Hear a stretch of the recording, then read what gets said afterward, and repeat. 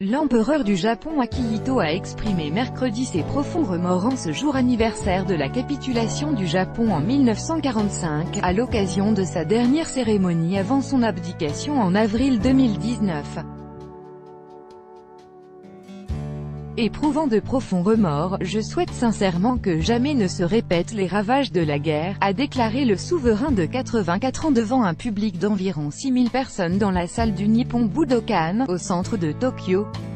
Akihito, fils de Hirohito qui était à la tête du Japon à l'époque et a annoncé la capitulation de l'archipel le 15 août 1945, avait pour la première fois en 2015 employé l'expression de « profond remords ».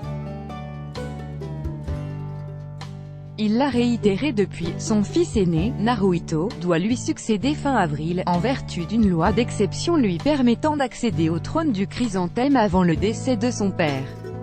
Shinzo Abe a adressé une offrande au sanctuaire controversé Yasukuni. Le Premier ministre Shinzo Abe a lui aussi pris la parole. Les horreurs de la guerre ne doivent pas se reproduire. Nous confrontant humblement à l'histoire, nous continuerons à tenir fermement cette promesse, a-t-il souligné, sans pour autant exprimer de regret. Shinzo Abe, dont les positions nationalistes sont connues, a la ferme intention de réviser la constitution pacifiste du Japon, et est perçu par ses détracteurs comme partageant des positions révisionnistes. Il a adressé mercredi une offrande au sanctuaire controversé Yasukuni de Tokyo comme il en a pris l'habitude. Ce lieu honore la mémoire des quelques 2,5 millions de soldats et personnes travaillant pour l'armée, morts pour l'Empire japonais des débuts de l'ère Meiji, 1868 jusqu'à la fin de la Seconde Guerre mondiale.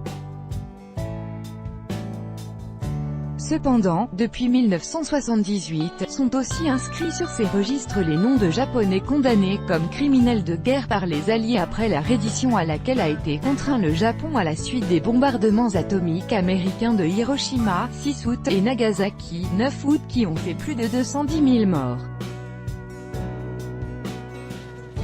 Sujet toujours sensible en Asie depuis son retour au pouvoir en décembre 2012, Shinzo Abe dépose régulièrement des offrandes au sanctuaire mais il s'est abstenu de s'y rendre un 15 août, afin de ne pas provoquer l'ire des voisins asiatiques.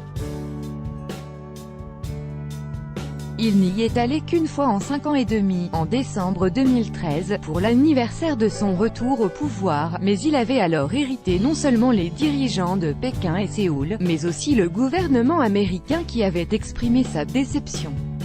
Quelques 3,1 millions de Japonais, parmi lesquels 800 000 civils, ont péri au cours de la guerre du Pacifique, dont les pays voisins du Japon tiennent pour responsable l'armée impériale nippone.